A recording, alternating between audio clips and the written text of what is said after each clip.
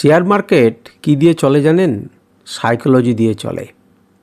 মনে করুন ভারতবর্ষের বিভিন্ন প্রান্তে বিভিন্ন ট্রেডার একই জিনিসকে ইনস্ট্রুমেন্টকে ট্রেড করছেন। তারা সবাই মনে করুন টাটা স্টিলে ট্রেড করছে। তাহলে একদল লোক কী ভাবছে? টাটা স্টিল কেনা উচিত। একদল লোক কী ভাবছে?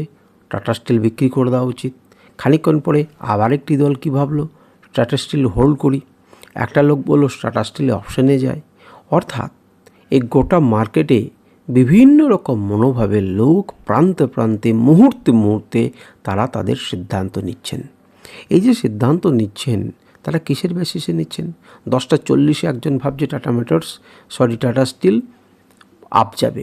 10:41 অন্য একজন ভাবছে যে টাটা স্টিল প্রচণ্ডভাবে ডাউন যাবে।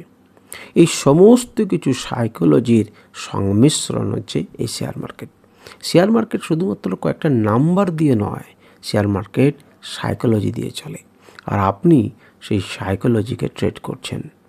সুতরাং আপনাকে সতর্ক হতে হবে এবং জেনারেল সাইকোলজিকে বুঝতে হবে এবং সেই অনুযায়ী আপনাকে সিদ্ধান্ত নিতে হবে।